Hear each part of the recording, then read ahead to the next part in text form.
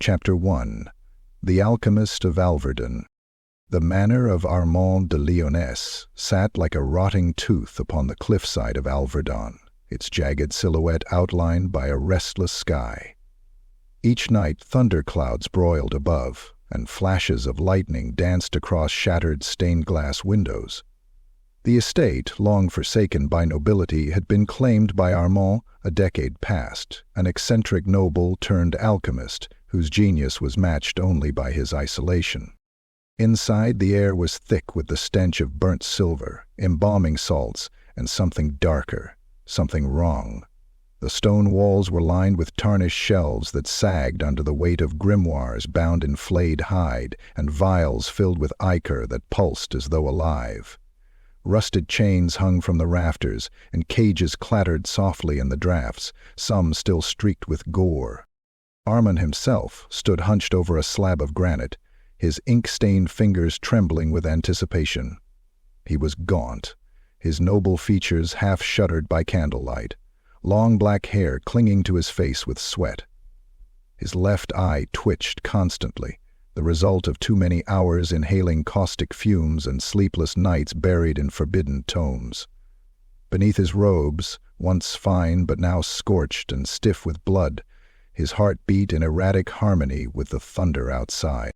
Before him, a bloated corpse lay splayed open, its chest cavity hollowed and stitched crudely back together with gut thread and alchemical sigils scorched into the flesh. The body twitched. Not by life, but by reaction. Armand's latest experiment, to spark the dead with the breath of science. Mercury to bind the spirit, brimstone to inflame the blood, and vitae of the condemned, he muttered, carefully pouring a final viscous substance into the gaping sternum. The liquid hissed upon contact, seeping into the veins like oil into old leather. From above, a chain-drawn cage creaked down, holding a glass orb brimming with warp lightning, stolen from a Skaven ruin and barely contained. Armand, gloves crackling, grabbed silver rods and positioned them into sockets he had drilled into the corpse's temples. He turned to his journal, scribbling. Subject: 37 Trolligan complete. Applied: Sylvania composite Trollifat infusion rejected due to necrotic incompatibility. Attempting soul seizure using warp light phase induction. His eyes gleamed with obsession, with purpose. Then the moment. A lever was pulled. Electricity shrieked through the rods. The corpse arched violently, arms snapping upward, back bowing, jaw flapping in silent agony. Skin blackened and cracked along the runes. Blood spurted from burst veins. Armand watched, lips twitching with fevered glee. The body convulsed again. A guttural, inhuman noise slithered from its mouth, a wheeze mixed with a howl. Its right eye, stitched shut, tore open unnaturally wide, revealing not an eye at all, but a glimmering socket of green light. Then silence. The smoke cleared. The creature slumped. Dead. Again. Armand stared. Hope turned to rage. He slammed his fists onto the slab. Well, the theory was perfect, he screamed, voice raw. He paced in a frenzy, knocking over a jar of preserved tongues that shattered, spilling its contents across the blood-stained floor. But then, a sound, subtle, wrong. Crunch. The sound of bone grinding. The corpse's hand twitched once more, fingers flexed, snapping with unnatural angles. Its neck turned slowly, vertebrae cracking like twigs, and its glowing socket locked onto Armand. He froze. The thing sat up, sinew tearing. A wet gargle slipped from its throat. It stared, not mindlessly, but with awareness. Hunger. Armand stepped back. No, you shouldn't. The soul was incomplete, he whispered. The creature slid from the slab, bones clicking against the floor. It stood, massive, hunchbacked and swaying, but with grotesque elegance. Pieces of stitched flesh were sloughing off already, revealing twisted muscle and alchemical sinew beneath. It took a step toward him, feet squelching in its own blood. "Stay back." Armand raised a warding hand, but it trembled. The thing lunged. Armand screamed. It caught him by the throat and hurled him across the room like a doll. He smashed through a table, coughing blood, glass embedding in his side. He fumbled for a flask of fire oil and flung it. The creature was momentarily engulfed in flame, but it didn't stop. With an unholy shriek, it burst through the chamber wall and out into the storm, shattering stone and wood as it fled into the blackened forest beyond. Alveran would not sleep again. Chapter 2. Forbidden Texts. It arrived in the dead of night, wrapped in oilcloth, bound in chains, and stinking of grave soil and sulfur. The smuggler who delivered it never stepped foot beyond the iron gate of Armand's manor. He stood trembling under the eaves, his torch flickering in the gale, eyes darting toward the forest as though shadows might leap from it.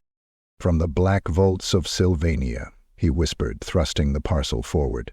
"Paid in blood coin, my lord. No refunds. No second chances." Armand said nothing. He simply reached through the bars, took the parcel, and turned without a word. The gate slammed shut. The smuggler backed away fast, as though the act of touching the manor might curse him. Back within the hollowed halls of his sanctum, Armand placed the object upon a velvet cloth and stared. The chains were etched with hexes in both classical and low Gothic, interwoven with ancient Nehekaran glyphs, the script of the dead. Each lock bore a sigil shaped like a leering skull, and the air around the tome buzzed with an unnatural hum, like flies swarming a carcass just before the first bite. With trembling fingers he took his tools, a chisel of meteoric iron, a set of tongs bathed in holy water, an amulet of the Lady of the Lake just in case. The locks came off one by one, each clicking open with a hiss like escaping gas.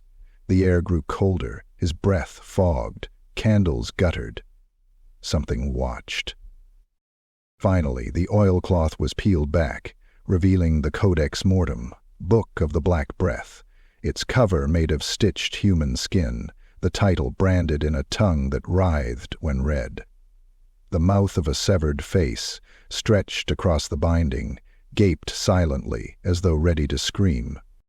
Armand's lips curled with ecstasy. This was it, the forbidden bridge between alchemy and necromancy. For hours he pored over the text, eyes devouring cursed knowledge. Diagrams of undead anatomy, vivisections of ghouls, wights, and stitched flesh beasts, alchemical conversions of soul fragments into vessels, glyphs that siphoned vitality from dying men and bottled their essence like perfume. He laughed, unhinged, shaking. "Reanimate what can be reborn," he whispered. "The soul is not a flame, it is a formula." But it was more than theory. The Codex demanded practice. And Armand obeyed. In the manor's lowest dungeon, sealed for decades, he began the work. Walls were inscribed with wards in dried blood. Rats gnawed at bones piled in corners. The stench was unbearable. Decay, rot, and something sweeter, something like burning sugar, a side effect of alchemical fumigation. A peasant's corpse was hauled onto a slab, bloated and blue from drowning. Its jaw was snapped into place, teeth filed into fangs to ensure the mouth could chant the spells if reanimated. Nails were driven into its spine in a precise constellation to open the nerveways. Veins were injected with crimson mercury, the blood of Nagash, as the Codex named it. Next came the heart, not from the peasant, from a knight's warhorse, still beating when it was cut out. He stitched it in with copper wire, attaching it to runes carved into the ribs. With each pulse the runes flared red. Then came the soul binding. A jar was placed beside the corpse, filled with grave dust and a finger bone from a hanged murderer. The moment the incantation began, a wind howled through the chamber, despite the stone walls. The jar cracked, the dust roiled. Armand chanted, voice trembling, eyes wide. The corpse twitched. Its eyes rolled behind its lids. Its mouth gurgled. Its fingers scraped at the table. Armand shouted the final word. There was a snap. The corpse sat up with a wet jolt, flesh tearing where it had stiffened, pus spurting from open wounds. The creature screamed, a shrill, high-pitched shriek that wasn't human. Its arms flailed, spine arching backwards, bones cracking in protest. Then it fell still. The smell of burnt meat filled the chamber. Smoke rose from the heart. It had exploded within the chest cavity, tearing the torso open from within. Armand stood, mouth agape, face spattered in black ichor. Failure. But closer. So close. He kept going. Each night, a new subject. Each corpse a canvas. The manor filled with a scent of death. Villagers began to whisper of missing kin, of beasts seen at night, of screams echoing from the cliffs. Armand no longer cared. He was consumed by the codex, by what it promised, by what he believed he was becoming. Chapter 3. Flesh and Spark. The storm had come early, summoned perhaps by fate or by something darker. Thunder rolled like the drumbeat of a coming war, and lightning cracked across the moors, painting the world in brief, blinding flashes. Wind howled through the crags like wolves mourning the dead. In the bowels of the manor, Armand de Lyonesse worked feverishly. The creature was almost complete. Its parts were not from one man, nor even 10. Each limb had been selected with purpose, stolen from gallows, battlefields, charnel pits, and crypts defiled under moonless skies. The arms were those of a Grail knight fallen in a border skirmish, still etched with faded heraldic tattoos. The legs came from a Kislevite horseman, thick and muscular, reanimated thrice before in previous failures. The torso had belonged to a mutant, its ribs still crooked, its spine fused with an extra vertebra that pulsed unnaturally. And the head was stitched together from 2. Half was smooth and youthful, with the faint trace of nobility in its bone structure someone once loved. The other half was gnarled and monstrous, one eye missing entirely, the jaw welded shut by scarred tissue and iron staples.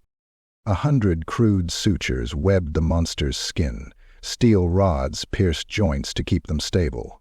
Flesh was reinforced with boiled sinew and alchemical glue that steamed in the cold air.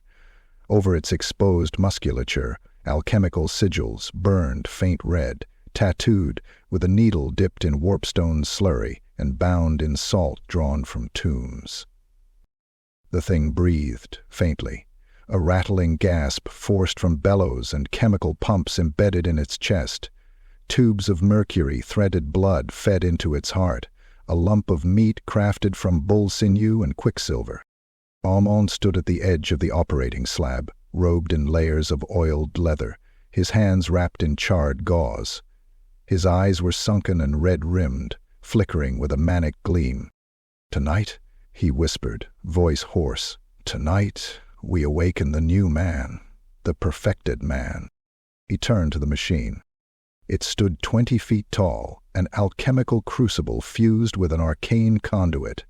Copper coils spiraled upward into the ceiling, where lightning rods rose through the manor's collapsed tower into the roiling sky. Jars filled with bottled lightning hummed. Warp-fused stones thrummed with power. Metal gears ground in anticipation, greased with troll bile and witch oil. He threw the master switch. Chains clanked. The slab rose toward the broken dome above. Outside, lightning surged downward. It struck the rods with a deafening crack, sending a pulse of raw power coursing down the coils. Sparks danced across the wires. The corpse shuddered. Its limbs twitched. Fingers curled like claws. Armand screamed the incantation, his voice rising above the wind and fury. Vide resurge cordis accente sanguinum ferv. The second bolt came like a hammer from the gods. It hit the tower, then arced through the machine and into the monster. The creature screamed, a wretched tearing sound that no living thing should ever make. its back arched, muscles spasming violently. Its mouth opened in a silent howl. The stench of burning flesh filled the air as its veins glowed like molten copper. Its heart beat. Once, a sickening, squelching thud. Then again. The body jerked, arms snapping the restraints. One chain flew free and clanged against the floor below. A pipe burst, spraying steaming blood across the walls. The machine sparked wildly, then exploded in a blast of green lightning that tore a hole in the ceiling. The slab plummeted back down into the lab, crashing to the floor in a rain of shattered stone and flaming debris. Smoke filled the chamber. Armand, coughing, bleeding from his scalp, crawled forward, and there it was. The creature lay twitching in the wreckage. Its chest rose and fell. One eye flickered open, a pupil like a split coin, glowing faint green. It blinked once. Armand reached out with trembling fingers. "My son, my Magnus, my creation." The creature turned its head and smiled. It was not human, not remotely, but it smiled, and then it spoke. In a voice like broken glass dragging through wet mud. "Father." Armand's heart nearly stopped. It worked. It lived. And as thunder rolled once more and flames licked the walls, the alchemist of Alveran began to laugh, mad and victorious. Chapter 4. The Thing That Lives. The storm had passed, but its fury still echoed through the shattered rafters of the manor. Rain hissed on scorched stone, dripping through blackened beams and shattered glass.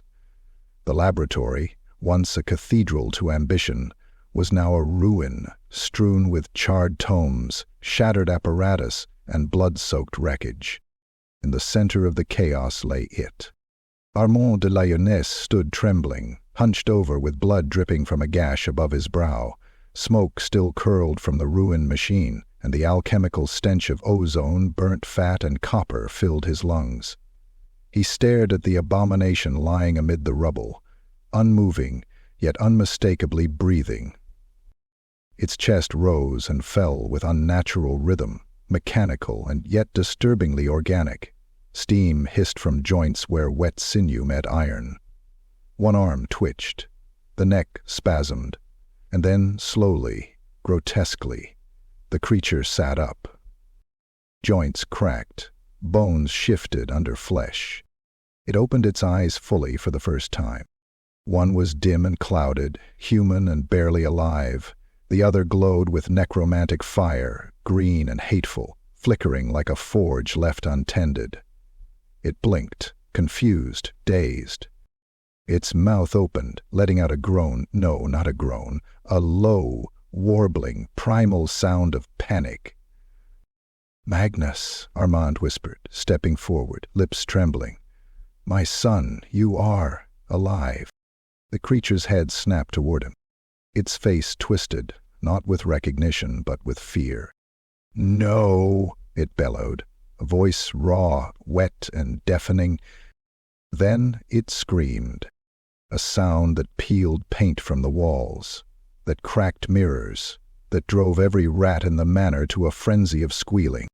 The creature lunged, wild, blind, arms flailing. One blow struck a support pillar, shattering stone and sending a cascade of rubble crashing down.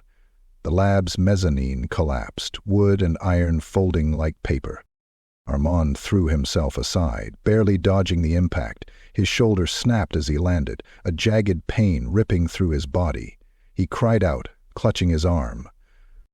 "Stop, please, you're not stable," he shouted. But the thing did not hear, or would not listen. It staggered, roaring, dragging itself through debris, knocking aside iron cages like toys. It tripped over a broken conduit, slammed into the wall, and clawed at it. Bricks split. Mortar cracked. It began to dig. Desperate. Mad. It tore through stone with clawed hands, shattering bones in its fingers, only for them to reform, twisted and stronger. A chunk of the outer wall gave way, revealing the night beyond, the black forest of Alveran stretching under the starless sky. A scream echoed in the darkness. Some unfortunate stable hand had wandered near the cliffs. The creature froze, sniffed the air, then bolted. It crashed through the gap, out into the rain, howling as it went. Stones gave way beneath it as it barreled into the undergrowth, smashing trees and ripping through bramble like paper. Branches snapped, birds fled shrieking, deer scattered in terrified silence. The night swallowed it whole. Back in the ruins of the lab, Armand dragged himself upright against a scorched pillar. His shoulder hung useless. His face was pale. His lips trembled. He stared at the hole in the wall, at the chaos, at the broken bindings and the steaming slab, at the blood smeared along the exit path. The creature had fled, and it was alive, unbound. My God, he whispered, what have I done? The storm was over, but inside the manor, a new darkness had taken root, one born not of sky, but of sin. The thing that lives was free, and the land would bleed. Chapter 5. Whispers in the Village. Alveran was a village clinging to the edge of decency, a cluster of sodden cottages and crooked alleys pressed into the hills like mushrooms clinging to rotwood. Life here had always been hard, but not unnatural. Not until now. It began with the livestock. Goats found eviscerated, their guts smeared across fences in strange sigils. Chickens crushed into the mud, heads twisted backward, eyes pecked out, not by other chickens. Cows bled dry, their udders removed entirely, as if sliced off with surgical precision. Then came the children's stories. They spoke of the ghost beast, a towering figure seen lurching through the trees at dusk. Pale and bloated, with eyes that glowed like sick moons. It stalked the forest edge, vanishing when adults looked. The adults laughed, at first, until the butcher's dog was found nailed to the old chapel door, its skin peeled back like parchment. Until old Mariotti, the washerwoman, was dragged from her cottage in the middle of the night, her screams echoing across the hills.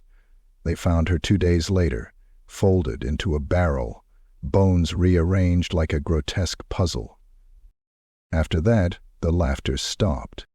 The village priest began ringing the chapel bell every hour, even at night, warding off the creature with candlelight, and chanted litanies. Some families fled. Others began hanging bones and horseshoes on their doors. Fear rooted deep and fast.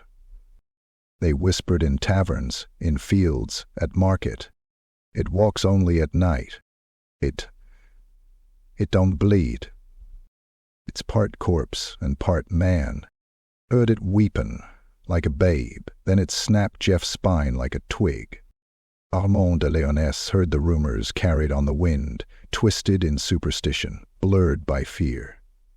He sat by firelight in the highest tower of the manor, a wine-stained rag pressed to his broken shoulder, his jaw clenched with pain and shame. He knew.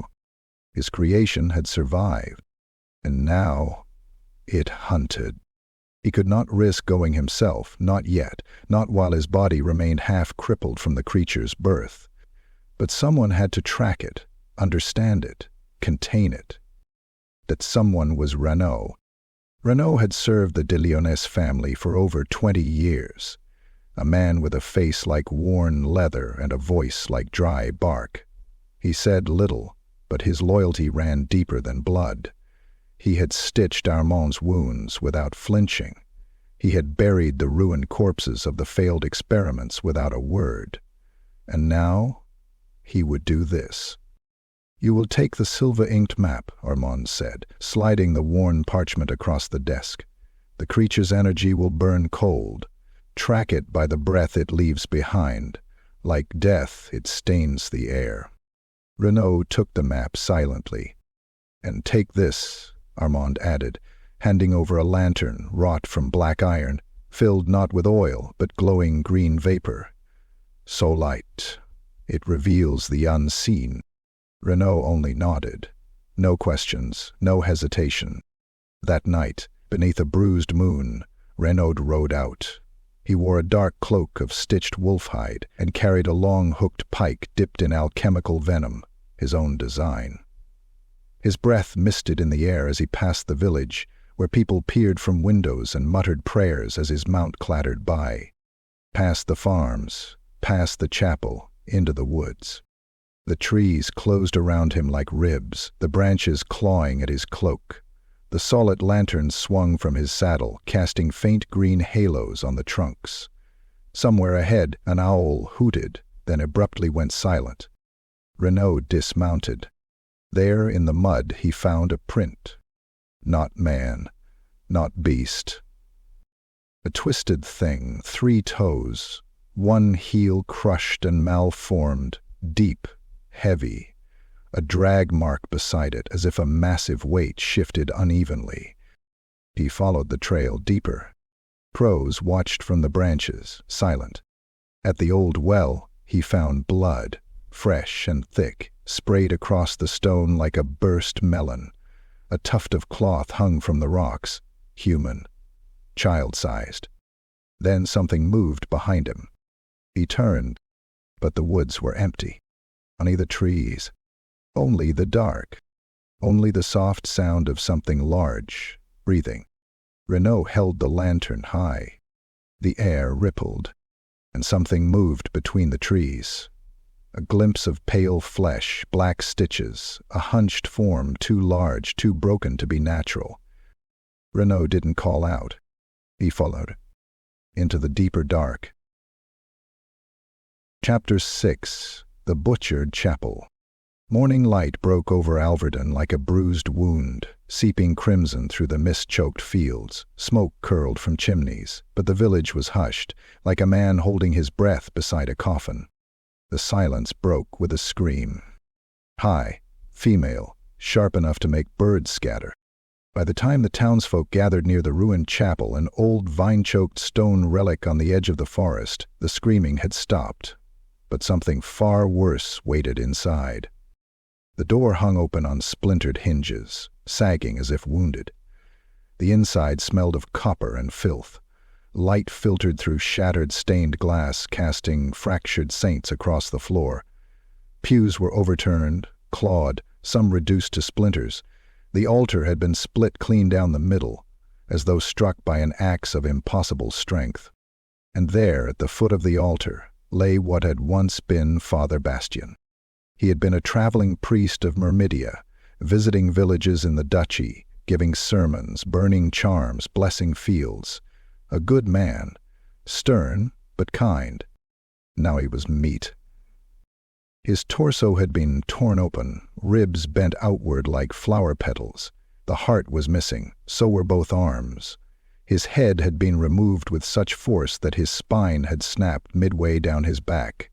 Blood slicked the floor in great black puddles, soaked into the ancient stones, dripped from the shattered altar like a blasphemous chalice. One eye, still intact, stared at nothing. The expression on his ruined face was not fear. It was agony. The villagers stood frozen, huddled at the entrance, covering mouths and noses. One man vomited. A child began crying, but the mother could not look away. Her hand trembled over her child's face, not in protection, but in shock. "Is torn apart," muttered old Four, the blacksmith, voice cracking. "Gods forgive us," whispered the baker's wife. Someone pointed. On the far wall, above the altar, a single message had been smeared in blood, finger-painted, crude, but chilling in its meaning. "Father made me wrong." That was when the panic began. Some ran, others screamed, the mayor fainted. One man fell to his knees, sobbing, chanting prayers under his breath. The chapel bell tolled once as the wind caught it, one deep, throaty clang that echoed far too long. By dusk, word had spread beyond Alveran like wildfire through dry hay. By morning it reached Duke Emile de Brant in his keep at Bellenvar. He was not a superstitious man, but he was no fool either.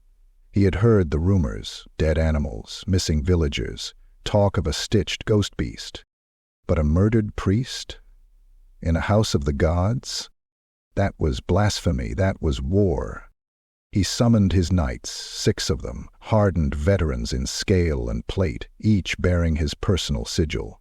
Among them was Sir Gerard de Montfort, a grim-faced man with a scar down one cheek and a mace wrapped in silver chains. "Ride to Alveran," the Duke commanded. "Scour the woods, find who, what did this. Bring me its head, or your own." That night, 6 steeds thundered down the muddy road, banners streaming, steel flashing under the rising moon. The people of Alveran watched them go, praying they'd never see those knights return in pieces. But deep within the forest, beneath root and ruin and darkness thick enough to choke breath, the thing that lived, and it remembered the chapel. It remembered the priest. It remembered the pain. Chapter 7. Manhunt at Dawn. The sun had barely broken the horizon, but the woods of Alveran already felt watchful. Dawn bled through the mist in threads of orange and red, casting the world in a sickly half-light. Trees stood like petrified men, their bark scarred by age and storm. The soil beneath was damp, soft enough to preserve footprints or claw marks. The knights rode 2 abreast, armor glinting dully beneath leather cloaks beaded with dew. The hooves of their destriers thudded against the earth, muffled by moss and mulch. Sir Gerard de Montfort led them, visor up, eyes narrowed behind a lined face etched with purpose. He had hunted beastmen in the Grey Mountains, executed cultists in the catacombs of Caron, but something about these woods put bile in his throat. "Fan out," he growled. "Keep formation. If you see it, do not engage alone." The knights obeyed, splitting into a crescent formation as they entered the deeper canopy. Birds were silent, no rustling, no wind, just the breath of horses and the metallic clink of gear. Then came the stench. It rolled in like a fog, thick, cloying, like rot boiled in vinegar. The horses bucked and snorted. One knight gagged, covering his face. "Rotting meat," someone muttered. "Fresh." Gerard raised his hand. They halted. He dismounted, crouched, and brushed his gauntlet against the ground. But it was still warm. The grass was matted, the earth torn with deep furrows. Something massive had dragged itself through here. He spotted fragments, bone splinters, a snapped chain, a partial bootprint far too large and misshapen to be human. He turned to speak, but the forest screamed. It was a sound no man should ever hear. A howl, not animal, not human, but somewhere between. Furious, wounded, echoing through the trees like a death wail through a cathedral. Steel rang as swords were drawn. Horses shrieked in panic. Then came the crashing, something running through the trees. Too fast. Too heavy. Sir Alain de Fournay, a young knight with a hawk on his crest, turned too late. The creature exploded from the undergrowth in a blur of pale flesh, stitched muscle, and snapping bone. It was taller than any man, nearly twice their height, with arms like clubs and a jaw unhinged in a maddened roar. Its hand closed around Alain's head before he could scream. With a sickening crunch, his skull collapsed like an overripe fruit.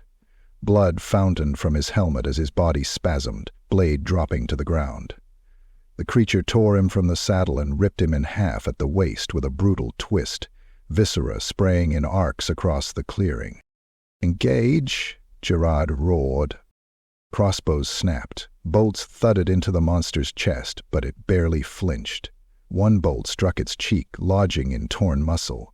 It turned, howled, and charged.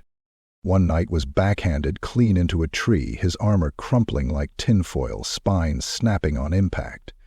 Another was trampled as the creature leapt into the air and landed on him, flattening his chest in a burst of gore. Gerard stood his ground, drawing his silver-chained mace. "You will fall," he snarled. He swung. The head of the mace struck the monster's shoulder, dislocating the joint with a crack. The creature roared, staggered, but then grabbed Gerard by the arm and twisted. Bones snapped. The knight screamed.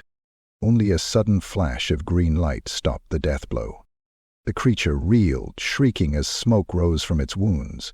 It turned and fled, bounding back into the woods, trailing blood and gore, bellowing in pain. The survivors were too stunned to pursue. 3 dead, 1 maimed, and the monster gone. Elsewhere, far from the carnage, Armand de Lyonesse staggered through the night, cloaked and hooded, lantern in hand. His face was gaunt, eyes sunken with guilt. He had seen the smoke rising from the trees. He had heard the screams echoing through the hills. And he knew his creation had killed again. Each step forward felt heavier. Each tree seemed to lean down in judgment. He followed the traces, claw marks on bark, crushed grass soaked in blood, deep furrows like a dragging chain.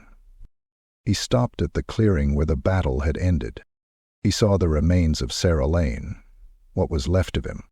Armand fell to his knees. He did not pray. He simply wept, not for the night, but for what he had unleashed. "You are not a miracle," he whispered, shaking. "You are a curse, and I will end you, even if it kills me." Chapter 8. The Creature's Refuge. It stumbled through the forest like a wounded god, trailing steam and blood. Each step left craters in the mossy earth. Birds no longer sang in its wake. The animals had long fled, the trees themselves bending slightly as though trying not to touch it. Its wounds wept black ichor where the knight's blades had cut, but it did not slow. Pain meant little. Pain was familiar, the only truth in its fractured world of confusion, noise, and memory that didn't belong. It didn't know what it was, but it knew it was wrong, that it should not be. It found the ruins at twilight. They emerged from the ground like bones-piercing flesh. Ivory towers collapsed into ivy-choked heaps, half buried in the soil of centuries. Obsidian statues of long-dead figures watched silently through empty eye sockets. The air here tasted old, thin, like something stretched over time. The creature passed beneath a broken arch, dragging its mangled arm behind it. As it stepped into the clearing, something shifted. A pulse, deep beneath the soil, like the thrum of a buried heart. The vines rustled, not with wind, but with anticipation. The ruins welcomed it. Here, in this graveyard of civilization, the monster collapsed. It fell beside a dried fountain carved in the shape of a weeping goddess. Cracked, faded, her eyes now black pits. The water was long gone, but the moss that grew in its basin pulsed faintly in the darkness. The creature curled up like a dying dog, arms wrapped around its knees, stitches straining, organs seething beneath the skin. It shook, not from cold, but from the echo of memories not its own. Flashes, blades, scream, a hand reaching down with love and pulling away in horror. Was that real? Had it once been someone? It crawled toward the broken statue and stared at its own reflection in the rainwater pooled in a stone bowl. It screamed. The sound echoed off the stones and vanished into the trees. Somewhere in the distance, wolves whimpered and fled. Its face was a patchwork of agony, flesh bolted to bone, eyes of different sizes. One of them cried, the other didn't blink. Its jaw moved, but the sounds it made were without meaning. Then it saw them. Glyphs. Faint, barely glowing, hidden beneath the vines along the inner walls of the ruin. Elven script, ancient, curved like talons, humming with power. The creature rose, curious, drawn. As it stepped closer, the glyphs flared softly, lighting the walls in an eerie blue glow. The creature flinched, but they didn't burn. Didn't scream. They simply welcomed. Its hand touched the wall. A pulse ran through its body, and then it remembered something that was not its own. A battlefield, spears breaking against a tidal wave of flesh, screams in an alien tongue, elves fighting, dying, a blade sunk into a dark heart, and then a flash of light. The glyphs had seen death before. They had seen him before. Or something like him. He stared at his hand, flexed the fingers. They cracked and bled, but moved with greater ease now. He looked again at the glyphs, and for the first time since his birth, a thought fully formed in his mind. He touched his chest, where the heart thumped irregularly, unnaturally. He looked to the trees, to the sky, then back to the glyphs. Another word surfaced, crusted in blood and confusion. Rung. But was he? Or had the world that made him broken him before he ever rose? Back in Alveran, something stirred in Armand's soul. He sat bolt upright in bed, gasping, sweat drenching his linen sheets. His heart pounded. His breath hitched. He felt something. A place where it had gone. Where it was becoming. Chapter 9. The Sorceress of the Mire. The swamps of Lorne were older than Bretonnia itself, an endless sprawl of black water, rotted trees, and stagnant mist, where light fought to breathe and shadows ruled in silence. No roads led here, no maps marked its twisted heart. The locals called it le supplique vert, the green sepulchre. Few entered willingly. Fewer returned. But Armand de Lyonesse was not seeking safety. He was seeking her. His boots sank into the muck with every step, the cold brine swallowing them to the ankle. His cloak was soaked and heavy, his breath ragged from days of travel. Rot clung to him like perfume, peat, mold, and the lingering scent of dead things hiding just beneath the surface. The deeper he went, the more the trees began to twist, their bark like flesh, their limbs curling like grasping fingers. Insects swarmed around his head in clouds. He heard voices sometimes, whispers in the fog, speaking a language too old for human lips. Still, he pushed on, until he saw it. The hut. It sat atop a hunched mound of roots in the center of the mire, half consumed by the bog, as though the swamp were trying to digest it slowly. No windows, no path, just a single lantern swaying on a hook, its green fire casting sickly shadows across the water. He crossed the mire bridge, planks nailed to bone, teeth embedded in the wood. The air here shimmered faintly, like heat mirage, though the air was cold.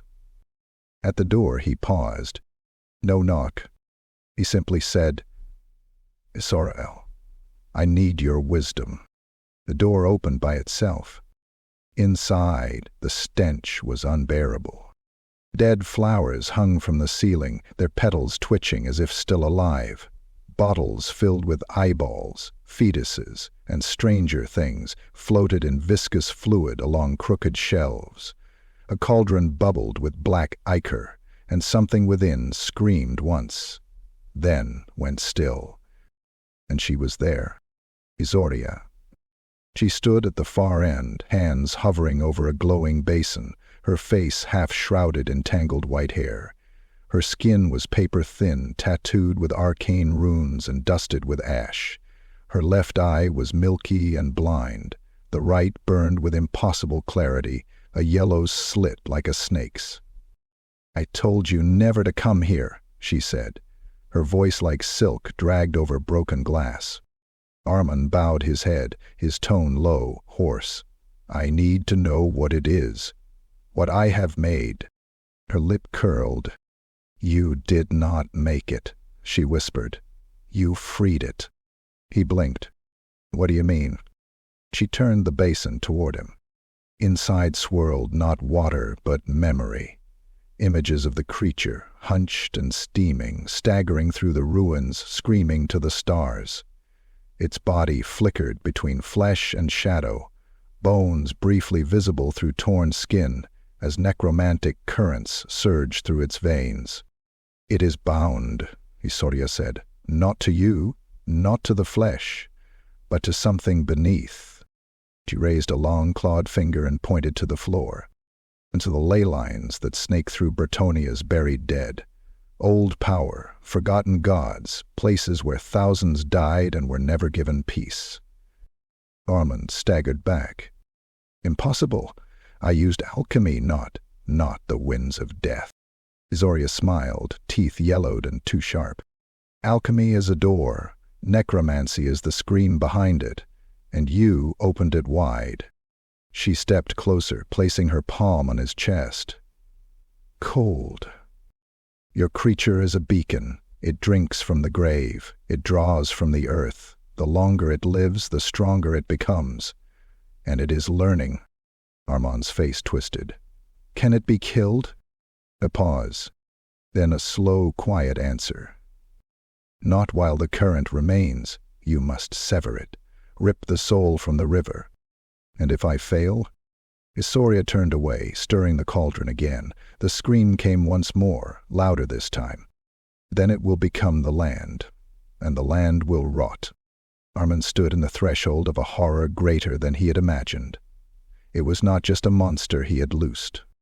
It was a catalyst, and it was changing. Chapter 10. Blood at the Fair. The village of Vaubois lay nestled in a sun-drenched valley, surrounded by golden fields and orchards heavy with ripening fruit. It was Harvest Fair, the one day each year when war, plague, and taxes were briefly forgotten. Colorful banners snapped in the breeze, and children dashed through stalls chasing ribbons and roasted chestnuts. Music filled the air, flutes and violins, drums thudding to the rhythm of laughter and dance. Trestle tables sagged beneath wheels of cheese, roast boar, honeyed bread. Jugs of cider sloshed freely into wooden mugs, and the scent of spiced apples mixed with the sweet sting of hay. At the center of the square, a puppet show drew cheers. The carved marionettes danced out a crude comedy about knights and monsters, a lumbering stitch giant defeated by a brave hero. The crowd roared as the monster was beheaded with a snap of twine. "Cut the freak," someone cried. A group of drunk farmers took up the chant, laughing. Turned the beast. They didn't see the real monster, watching from the woods beyond the fields. It stood half-shrouded behind a cluster of birch trees, the fading glyph-light of the elven ruins still faint upon its flesh. Its head twitched as it watched the dancing puppet of itself, its arms flailing, its wooden jaw falling off to jeers. The sound hit something deep, something raw. Humiliation. Memory. Children laughing, people pointing. The word wrong screamed in 100 voices. Its breathing quickened, muscles spasmed, one eye rolled wildly in its socket while the other stared with burning clarity. Its fingers clenched around the trunk of a tree, splintering bark. And then it screamed, the kind of scream that makes your bones itch. A scream that stopped the music mid-seat. The puppet master looked up just in time to see the first body fly. A girl, a flower vendor, was hurled across the square like a broken doll, her spine snapped on impact, flowers raining over her corpse. The crowd froze, silent. Then chaos. The creature burst from the tree line in a lurching sprint, limbs jerking like a marionette of meat and fury. It snatched a man by the throat and crushed it with one squeeze, spraying blood like a popped wineskin. His wife screamed.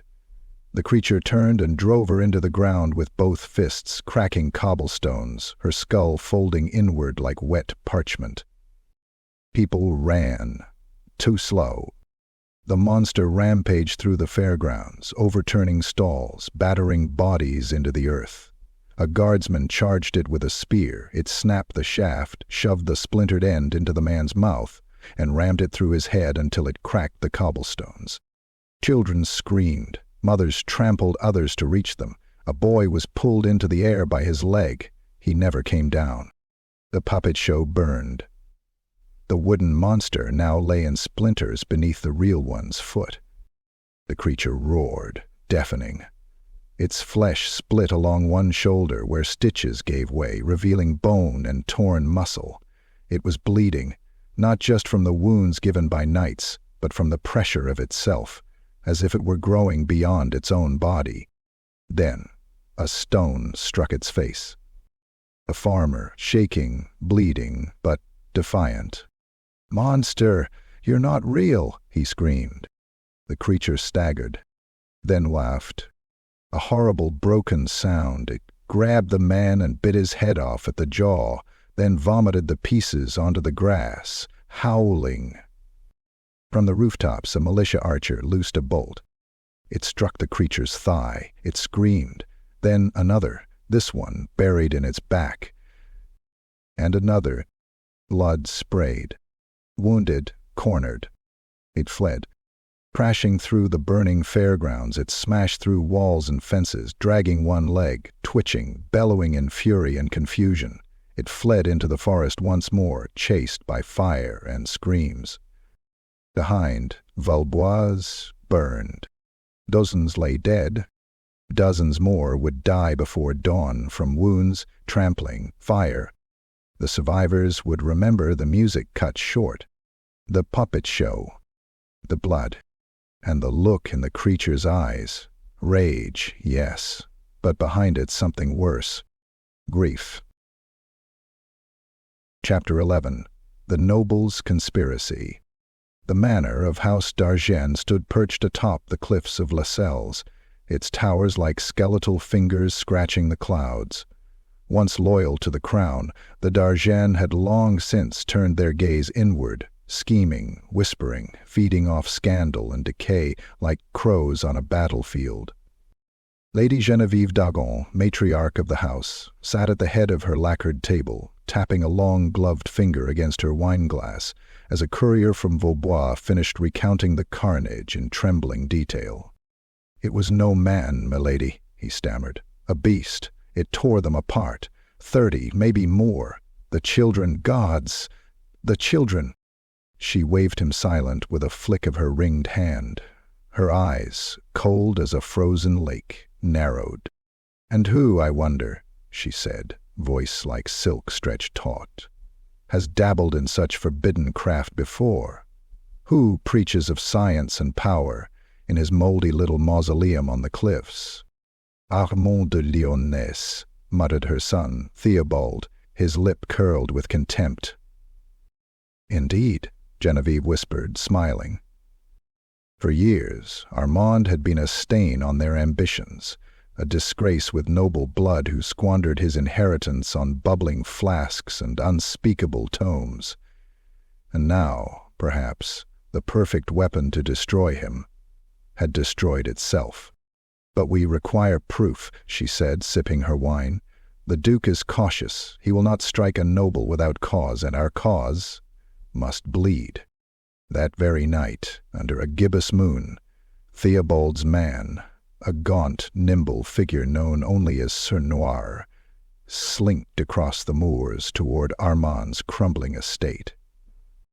He wore black lacquered leathers, treated with alchemical oils to mask his scent, a charm of mute silver about his neck. In his hand, he held a bone pick carved from an elf's finger, useful for locks and for gouging eyes. The manor loomed like a corpse in the fog. No guards, no light, only the hum of something beneath, low, persistent, like a breath held by stone. Sir Noir slipped through a breach in the wall, down cracked marble stairs, through collapsed halls littered with scorched parchment and shattered glass. Every surface was stained, not with dust, but with stale blood. Then he found the lab, and froze. It was a tomb. Chains hung from the ceiling, rusted and snapped. Tables buckled under the weight of dissected limbs, not all human. Jars filled with still-twitching eyes blinked in the darkness. Runes burned into the stone still pulsed faintly, leaking wisps of violet smoke that smelled of vinegar and rot. But the centerpiece was the journal, bound in worn leather singed at the corners, its cover embossed with a silver sigil of a broken heart pierced by lightning. Sir Neuer opened it. The writing inside was erratic, beautiful, mad. Diagrams of human anatomy merged with arcane geometry, notes in Armand's own hand. Flesh decays, but thought endures. Subject, 41 displayed vocalization. Pain, language, remorse. Used Magnus's skull. Regret, but necessary. If the soul cannot be forged, perhaps it can be stitched. Sir Neuer's pulse quickened. This was beyond treason. This was heresy. He turned, startled by a sound. A faint clicking, like claws on glass. Nothing. He backed toward the door. And that was when he saw the vat in the corner. Its surface fogged by decades of condensation. Inside, a face pressed against the glass. A half-formed thing. Eyes rolled back, mouth gaping, twitching faintly in green fluid. It was alive. He stumbled back, bile rising in his throat. This was no alchemy. This was madness. He fled the manor before dawn, journal in hand, bloodied boots thudding against the moor as the wind howled behind him. By the next evening, the Dergent Council had gathered again. Lady Genevieve ran her hand across the journal's cracked leather with reverence, like a relic of a dead saint. "He has damned himself," she said. "What now?" asked Theobald. Geneviève smiled, cold and perfect. "Now we bring it to the Duke. We let him see, and then we take what remains." The vultures were circling, but none of them yet knew. The monster could read now, and it remembered names. Chapter 12. Duel in the Woods. The forest was silent. Not with peace, but anticipation. The kind of silence that hangs before a scream. Mist clung low to the ground, curling around roots like grasping hands. The trees stood tall and still, watching, ancient sentinels carved in bark. Armand de Lyonesse stood at the edge of a clearing, breathing hard, sweat plastering his hair to his brow despite the chill. His coat was torn, mud-smeared and lined with silver vials, each one clinking like a rosary of sin. Across his back, he carried a glaive tipped with warp glass and etched with warding glyphs. In his belt, vials of alchemical fire, soul salts, and something black, sealed in glass. He had tracked the creature for 3 days. Through the bogs, the ruins, the scorched remnants of Vaubois. He had seen the aftermath, the twisted bodies, the burned fairground, the trails of blood as wide as wagon tracks. He followed because he must, because it was his. And now it waited. The creature stood in the center of the clearing, framed by dead trees, its breath steaming in slow, steady huffs. It had grown, bulkier, heavier. New sinew had laced itself along the joints. Its skin was splitting from within, muscles too large for their sheaths. Bones jutted at wrong angles where it had healed incorrectly. It held no weapon. It didn't need one. Armand stepped into the clearing. For a long moment there was no sound but the wind through the trees. Then the creature tilted its head and spoke. "Father." The word rasped like coal dragged through gravel. It was not natural, not fluid, but it was language. Armand's eyes widened. "You remember?" The creature shuddered. "I." It stepped forward, burning, screaming, pieces, a head, his head. It pointed to itself, its misshapen brow trembling. "Me! You made me! But not just me!" His voice fractured, rising in pitch. "What am I?" Armand's throat tightened. "You were meant to be more, to prove life could transcend the soul, that perfection could be built." The creature twitched. "It's wrong." Its jaw trembled, teeth gnashing. Children screamed. Why? Why did they scream? Armand looked down, shame burning through his veins. "Because I failed. I stitched life from death, but forgot to mourn what I stole. I made you without mercy, and worse, I made you alone." The creature roared and seized a tree, tearing it from the roots, hurling it aside with explosive rage. "Alone, screaming in dark, I see them all. I see his face when I sleep. Magnus, you gave me his bones." Armand staggered back. "You were Magnus." The monster lunged. Armand rolled, pulling free the glaive, and swung. The blade bit into the creature's side, slicing deep. Ichor gushed, smoking as it hit the soil. The creature howled and lashed out, catching Armand with a backhand that snapped ribs and sent him crashing through underbrush. Blood bubbled in his lungs as he gasped, struggling to rise. "You lied," the creature shrieked, voice shaking the trees. "You made me from pieces. I see them in my dreams. I see their deaths. They scream in me." Armand threw a vial of fire oil. The explosion bathed the creature in flame. It screamed, staggering, skin blistering and peeling. Still, it charged through the inferno, tackled Armand and slammed him into the mud. Fists fell like hammers. 1, 2, 3. Ribs cracked, vision blurred. Armand raised a trembling hand and pressed a glyph against the creature's chest. It flared. The creature reeled, shrieking in agony, flailing. The alchemical ward burned into its flesh like molten silver. Armand crawled, coughed blood. The creature staggered, then stopped. It looked down at its own hands, the smoldering wound on its chest. And then it began to weep, not loudly, just a choked, broken sob as its great shoulders trembled. "Tell me." Armand looked up, tears and blood streaking his face. "I don't know anymore." And then, before the monster could strike again, Armand rolled into the brush and vanished into the dark. The creature did not pursue. It stood there, under the fading moonlight, among the blood and fire and shattered trees, shaking, whispering, "Why me?" Chapter 13. Fire and Accusation. The first torch was lit in silence. No priest led them, no bell tolled, only the low growl of rumor and fear woven into a crowd too frightened to think and too angry to pray. By the time they reached the manor of Armand de Lyonesse, there were 60 villagers in the mob, men, women, even children clutching pitchforks and rusted blades.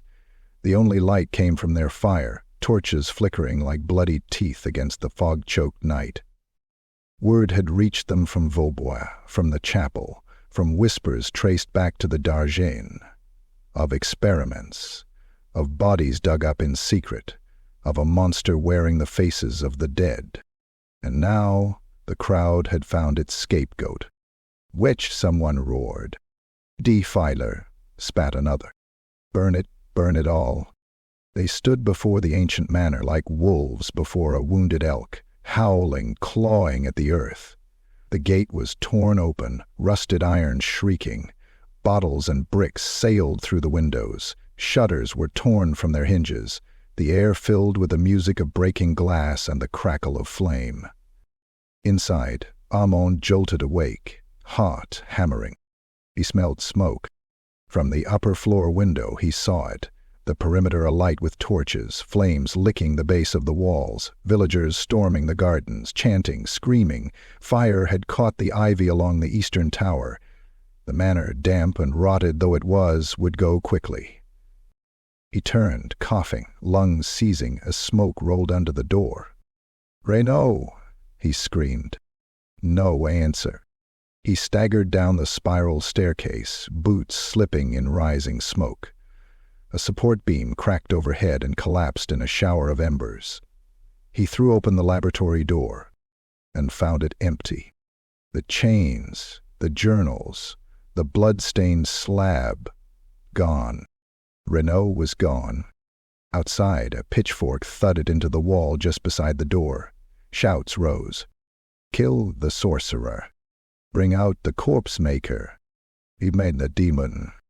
Armand grabbed a satchel, already packed in preparation, and fled through a servant's tunnel, choking on the thick black fog. He didn't look back. Not when he heard the crash of the western wing collapsing. Not when he heard someone scream, "We got one!" Not even when the manor behind him lit the night like a funeral pyre, casting black smoke into the stars. In the heart of the village, beneath the chapel, Renault was chained to a stone pillar, his shirt torn open, blood dripping from lashes carved across his back. His face was swollen, one eye closed, lips split. He didn't scream. Not when they beat him. Not when they heated irons in the hearth and pressed them to his ribs. Not even when the meer, the once meek cleric named Valric, stepped forward with a skinning knife and whispered, "Tell us what he made. Tell us what walks, or we take the tongue first." Renault looked up, bloody teeth bared in a crooked grin. "All you fools are doing is waking it." The knife struck. Blood hit the stones. His scream echoed through the chapel halls long into the night, joined by the laughter of frightened men pretending to be brave. By dawn, the manor was ash. The land around it blackened, and the forest smelled of smoke and scorched flesh. But the creature, far away, felt it, in the marrow of its bones, in the breath of the earth beneath its feet. It woke from uneasy dreams, mouth dry with hunger, eyes twitching. It did not know why it was angry, only that something important was gone. Something it screamed, a sound so loud it broke birds from branches. The wind carried the sound to the hills. And Alveran trembled. Chapter 14. Shadows over Alveran. The fog no longer lifted over Alveran. It clung to the land like a shroud, thick and oily, seeping into homes and skin alike. Even at midday the sun was no more than a pale coin behind a gray veil. The crows had vanished, dogs refused to bark, and the wells had turned foul. But worse than the rot in water was the sound. At night it echoed through the trees. Low, guttural howls, wet and ragged, like lungs filled with mud. The villagers called it a curse, a punishment they had brought upon themselves when they burned the manor and tortured the old man beneath the chapel. They dared not speak of Armand any more, nor of the creature. To name it was to summon it. But it had already come. It did not knock on doors, it did not wait to be summoned. It gathered deep in the mire, beyond the graves of sunken soldiers and drowned horses. The creature stood upon a stone rise, once the top of a forgotten ruin, now half swallowed by swamp. It no longer trembled, no longer twitched. It commanded. Around it, the dead moved. At first it had found only carcasses, bloated wolves, headless deer, decayed hounds that once served peasants. But something in it had changed. The glyphs etched into its body had grown brighter. The whispering voices it once heard were now instructions. Its stitched flesh pulsed with a rhythm matching the swamp itself. With every hour it changed. Bone restructured. Flesh grew over iron. The runes across its chest, once crude symbols of soul-binding, now flowed like ink, pulsing with sickly green light. It no longer bled. It no longer burned. It absorbed. The first reanimated beasts were little more than puppets, jerking and twitching with half-rotted limbs and exposed ribs. But they learned, quickly. Each one the creature touched grew stronger. Black moss rooted in their eyes, spines hardened into bristling ridges. Their blood ran cold and black with necromantic oil. Wolves with human jaws, boars with crow wings, elk with too many legs and no eyes. And they listened. It raised a hand, twisted, calcified, ringed with bone, and the beasts knelt. It had no voice now, not truly. It no longer needed one. Only will. And the swamp obeyed. One evening a patrol from the Duke's outer guard passed near the mire.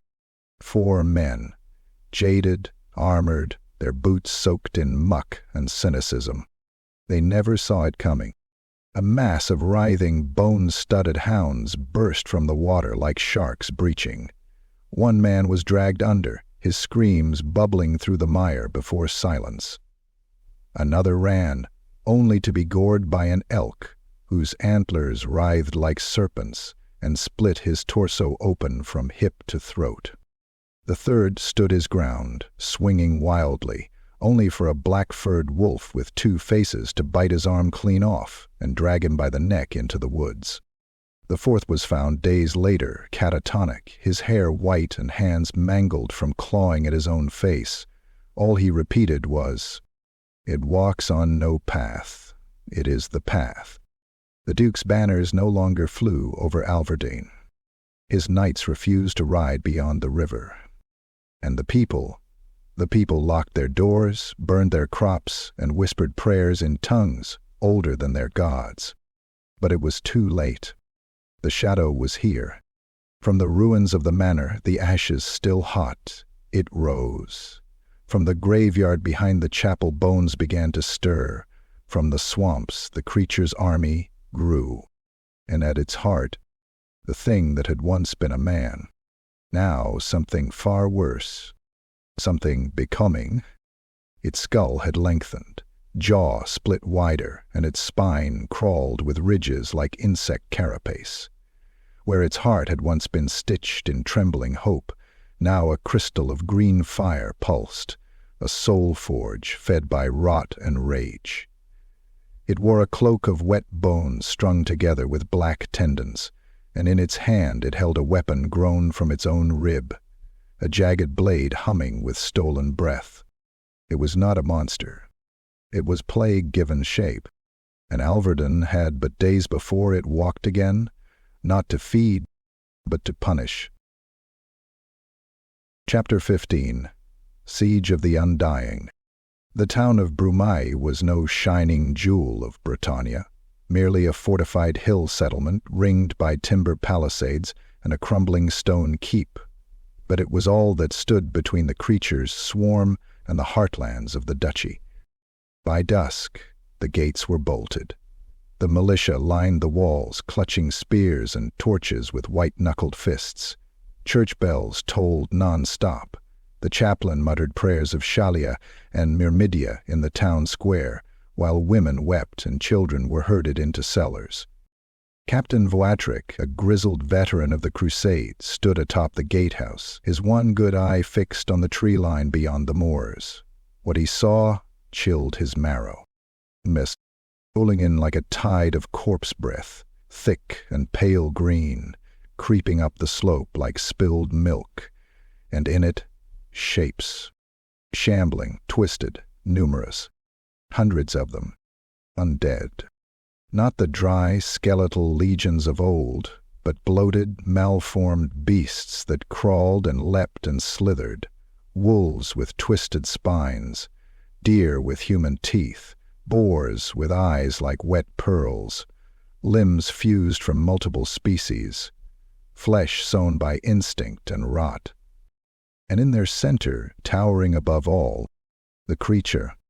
It was unrecognizable now, a grotesque fusion of flesh, fungus, and fire. Its skull had split open like a blooming flower, revealing a writhing network of green crystal veins beneath. A crown of bone and moss framed its head. In its hands it carried a spear fashioned from spine and stone, trailing smoke as it walked. It raised a clawed hand. The horde charged. The assault hit Brumaire like a tidal wave of filth. The first wave was fast, emaciated wolves crashing against the gates, biting through the wooden spikes like kindling. Militiamen screamed as fangs found their throats. One man was dragged clean over the wall, his legs kicking until they stopped. Archers loosed volleys. Arrows thudded into rotted hides, but many beasts didn't stop. Some didn't even bleed. A boar-bear hybrid rammed the south gate, cracking the hinges. Acid-dripping birds dive-bombed the towers, splashing molten bile onto screaming defenders. The walls were failing. Then, a flash of violet fire in the mist. Isoria arrived. She stood atop the northern ridge, skeletal horses steaming at her back, black robes soaked in swamp water. In her hands burned a scepter of obsidian, capped with a rat's skull wreathed in smoke. Beside her, limping, was Armand. His face was gaunt, half-scarred from fire and grief, cloak tattered. In his belt he carried canisters of alchemical fire, volatile mixtures forbidden by law, sealed with glyphs etched in his own blood. He looked down at the gates, already splintering, and threw the first vial. Ooh! A blast of searing fire engulfed the horde at the gate, green flames churning into orange as the chemicals ignited. Flesh bubbled. Creatures screamed, some still charging while aflame, others writhing in a sea of their own melting sinew. Isoria raised her staff and shrieked an incantation older than human memory. A ring of spectral light burst from her feet. The mist recoiled. The dead paused, hesitated, and in that moment, she pointed to the sky. It rained ash.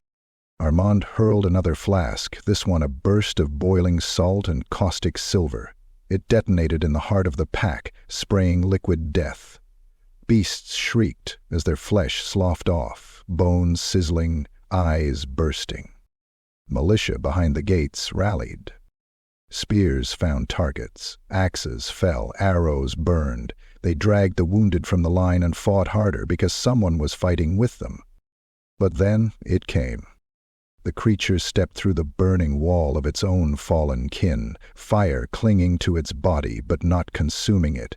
Its spear struck the gate once. Twice. Snap. Third. The gates exploded inward. It roared, voice no longer human, no longer beast, but command, and its horde poured through the breach like a living flood. Isoria screamed a ward of binding and cast a shimmering barrier across the gate. It slowed them.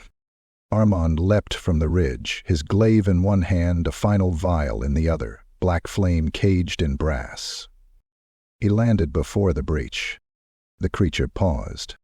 They faced each other. Its malformed jaw worked. Something passed behind its burning eyes.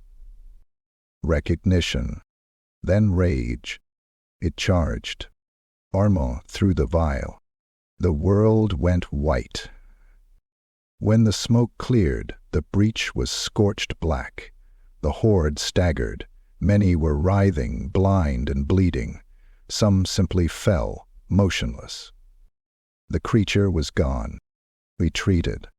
For now, the defenders of Brumai stood amid piles of charred corpses and twitching remains. The town reeked of blood, bile, and burned hair. But they had lived, thanks to the fire, and the witch, and the alchemist who had made the horror now leading the dead. Chapter 16. The Pact of Bones. The battlefield of Brumai still smoked when Armand de Lyonesse left it behind. He rode alone beneath a sky the color of old bruises, his horse wheezing with exhaustion, hooves sinking into blood-drenched soil. Behind him the town licked its wounds. Ahead, silence, save for the whisper of wind through skeletal trees. He rode not to fight but to speak, to the thing he had made, to whatever remained of his son's bones and stolen soul beneath that stitched monstrosity. At the edge of the deadwood marsh he dismounted. This land was blighted, thick with the stink of rot. veins of glowing green moss running like capillaries across the mud. The bones of old soldiers poked through the earth, arms still clutching rusted blades or curled around broken horns. A low mist clung to the ground like a second skin. And in the heart of a broken circle of standing stones, the ruins of an elven sanctuary long since perverted, the creature waited. It sat upon a throne of corpses. Skulls crowned the spires of rib-bone pillars, and rotted flags stitched from flayed skin hung like banners in the windless air. Dozens of undead beasts slumbered around it, twitching in deathless dreams. It had grown again. Its torso was a lattice of bone and fungus-infested muscle, limbs knotted with protruding spines. Its face had split along the jawline, revealing rows of jagged, calcified teeth. Upon its forehead glowed a third eye, not of flesh, but of pure necromantic energy, a blazing socket of green fire. And it watched Armand approach. "Monster!" Armand called, voice shaking with a mix of fear and resolve. "We must talk." The creature did not move. The wind groaned through the trees.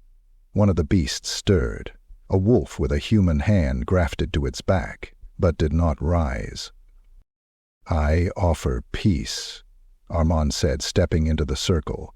"No more war, no more killing, only exile. You leave this place, go beyond the Grey Mountains, to the wastes. You live, and we rebuild." Still silence. Then, slowly, with a sound like stone cracking, the creature stood. When it spoke, its voice was not human, not beast. It was many voices, stitched together, echoing with the cries of the murdered, the condemned, and the dreaming dead. "You made me with a lie in your mouth." Armand flinched.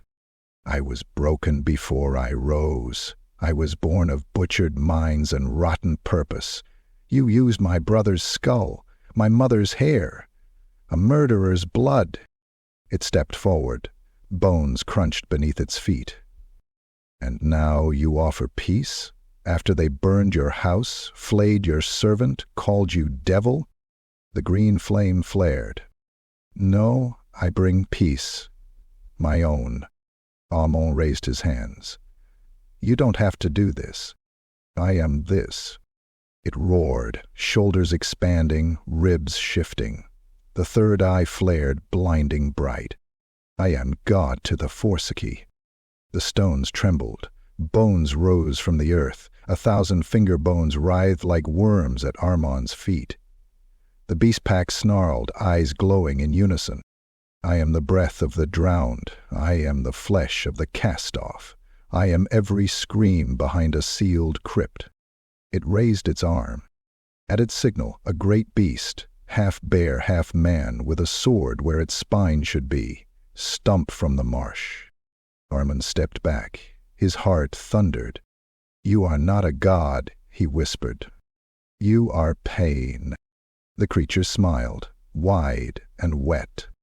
"So are gods." And with that, the circle of beasts began to close. Armand turned and ran. He barely made it to the saddle. The dead roared behind him.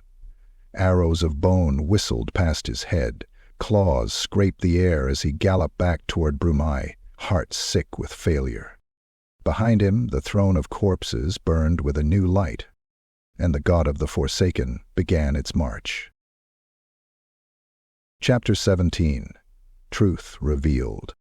The wind howled through the ruins of Brumare's chapel. Its spire, once a proud finger toward heaven, now lay snapped in half, embedded in the blood-soaked soil like a broken sword. Rain tapped through the shattered roof, bleeding down the altar steps in crimson rivulets, tainted with ash and bone. Armand stood alone inside, lantern in hand, the light flickering across the desecrated murals. He had come here not to pray, but to remember. And as he approached the cracked floor where Isoria's glyph still faintly pulsed, marking where the first true battle had ended, the memory broke open like a rotted casket. 17 years ago, The errantry wars raged like wildfire across Bretonnia's eastern borders. The enemy wore armor of bone and spoke in whispers.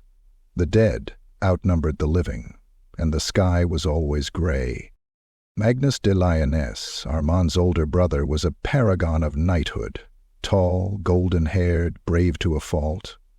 Where Armand buried himself in books and glass, Magnus rode beneath banners, sword gleaming with the light of the lady. He had laughed before riding out. "I'll bring you a necromancer's skull, Armand. Perhaps you can pickle it." But he never returned whole. Only pieces dead. Armand had stood in the cold vault of his family crypt, staring down at the box delivered by two broken-eyed knights. They would not meet his gaze. Inside the box lay remnants: a crushed helm, the snapped hilt of Magnus's sword, and a skull cracked down the left side, a deep gouge through the temple.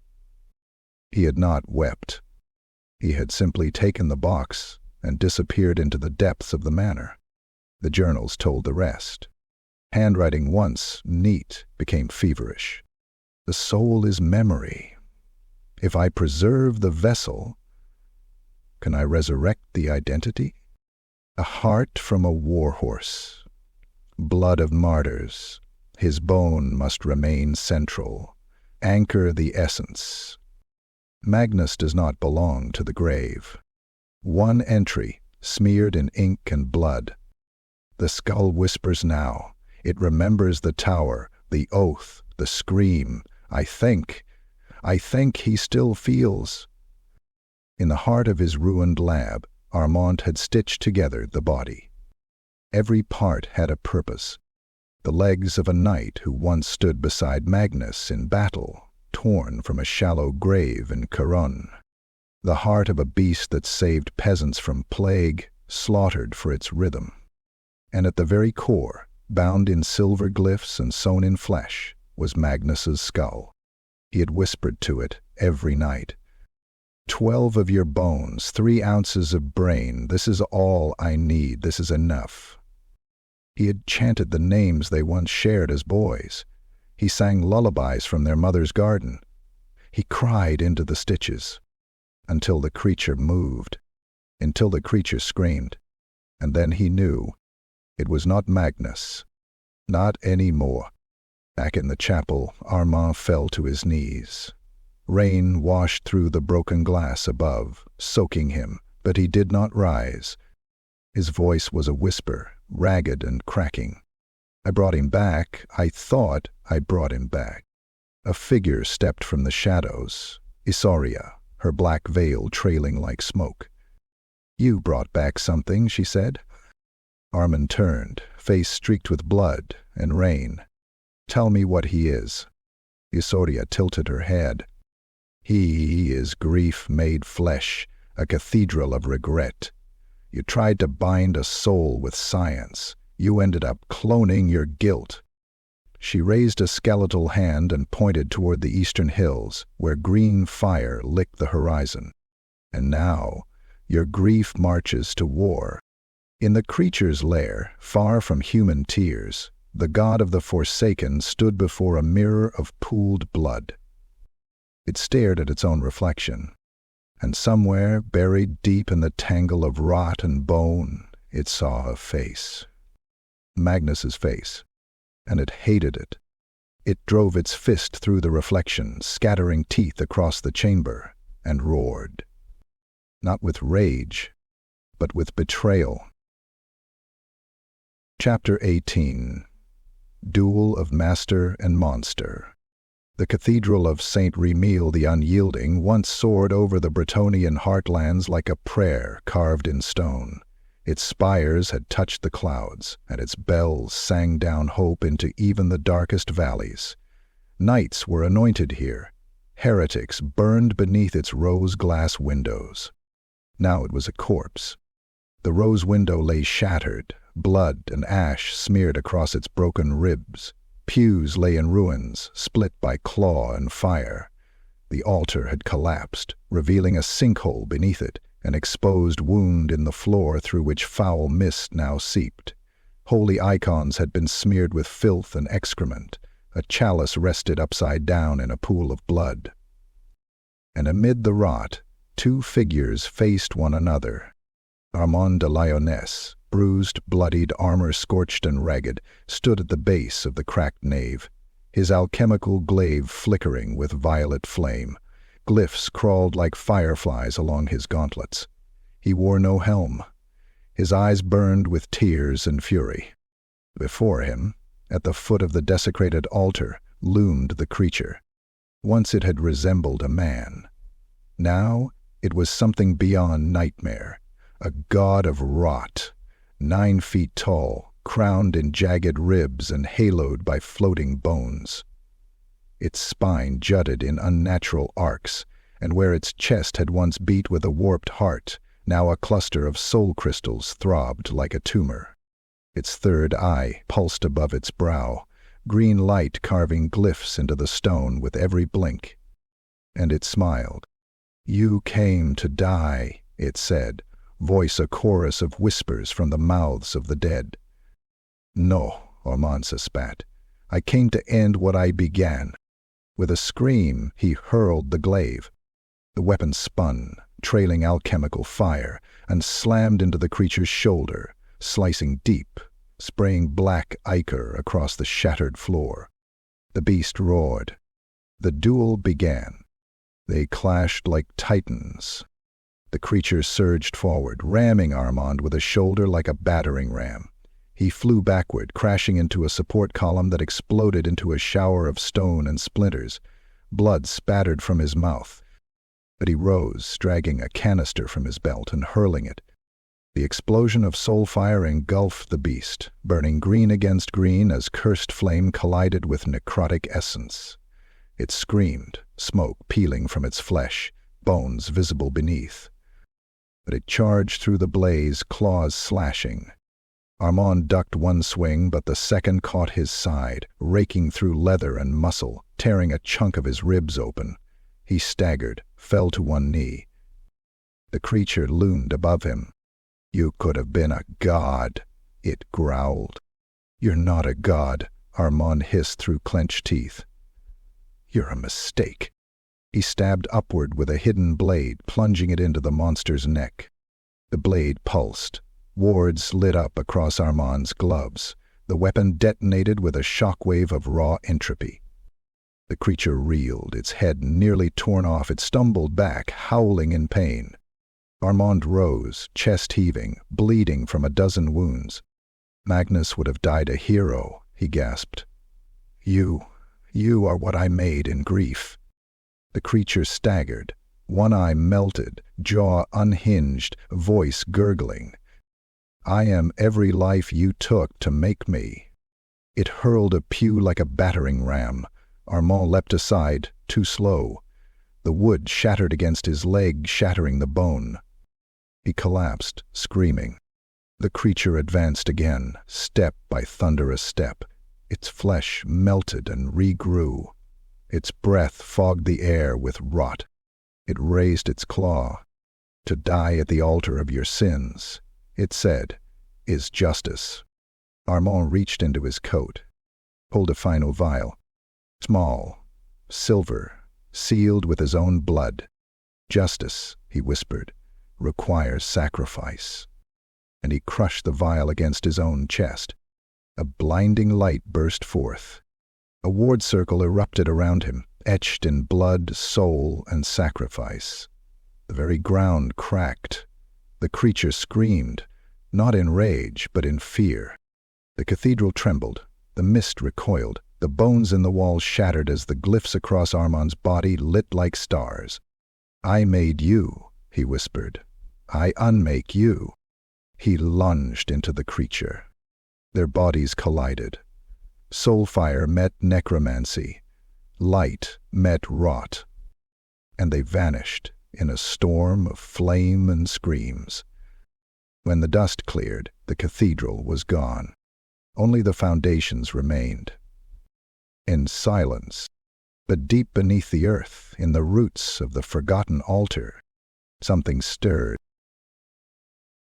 Chapter 19. The Price of Hubris. The earth cracked. Where once stood a cathedral of light and legend, now lay a crater, a ruin carved deep into the flesh of the world, smoldering with death. The ground sizzled with cursed ash. Chunks of consecrated stone bled green ichor. A spire jutted sideways, impaling a dead tree like a saint crucified by his own faith. At the bottom, in the molten dark heart of the crater, two figures moved. Armand de Lyonesse, body broken and burned, dragged himself forward with one arm. His legs were shattered, his ribs grinded with every breath. Blood pooled in his mouth. His coat had long since burned away, revealing a body etched in glowing wards, every glyph seared directly into his flesh, pulsing weakly like candles in a hurricane. And ahead of him, rising once more, defiant even in ruin, was the creature. No longer a god, no longer even a beast.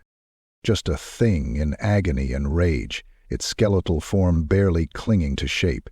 Muscles sagged in strips from exposed bone. One of its arms ended in blackened stump. The crown of bones that once encircled its head had fractured, jagged teeth biting into its own skull. The green third eye was cracked and flickering, leaking filth.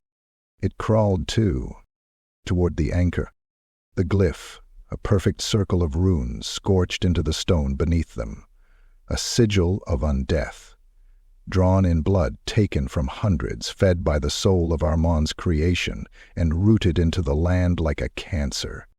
The glyph was the creature's soul, its tether, its throne, its prison, its freedom. Armand's voice was barely more than a rasp now.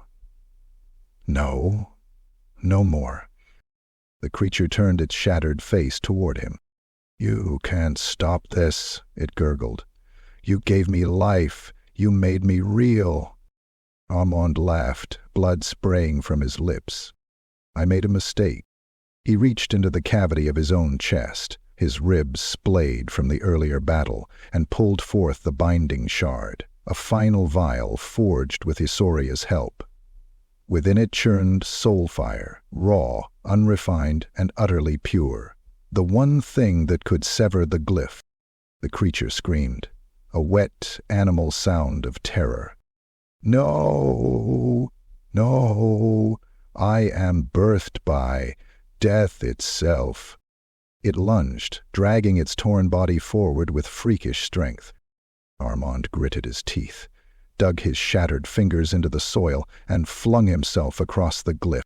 He slammed the vial into the stone, and the world shattered. A wave of white-gold fire erupted upward, consuming everything.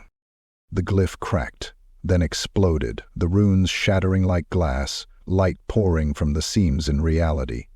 The crater quaked, stones burst, bones ignited, trees on the rim detonated from the heat. Every trace of necromantic power was sucked inward, into the vortex now forming above the glyph. The creature screamed again, not in rage this time. In fear.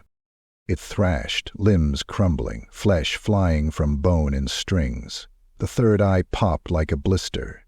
Its rib cage bent inward, pulled by the soul fire storm, its spine twisting until it split. And then it was gone. Unmade. Unbound. Silence fell. The wind carried ash into the sky. At the center of the broken glyph, now cold and dark, lay Armand. Still. His eyes open, his mouth a grim smile, his hands charred to the bone. But the wards across his body had stopped glowing, and around him the land began to breathe again. The fog lifted, the soil turned, and from the edge of the crater the survivors of Brumaire saw the light return. The price of hubris had been paid, in blood, in fire. In love betrayed and sins redeemed. Chapter 20. Legacy of the Blight. Years had passed since the siege of Brumaire. The land had grown quiet again, too quiet. The scars of war were mostly swallowed by moss and time. Grass regrew where bones had once piled like firewood. Wildflowers sprouted in the cracks of scorched stone. The crater where the great cathedral had once stood was now a sunken hollow, filled with silver mist and black reeds that never swayed in the wind. But the forest never forgot, nor did the swamp. Children of the New Age were born without memory of the terror that had once stalked the woods, but their mothers clutched them tighter at night. No one lingered near the marshlands after sunset. The paths near Alveran's ruins were overgrown, the roads washed out by time, but still, people disappeared.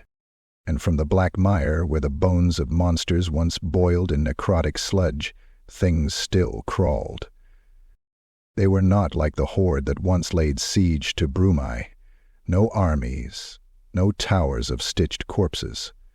These were more subtle abominations. A three-legged fox with human eyes skittering behind trees. A bloated toad the size of a mule, croaking words in a dead language.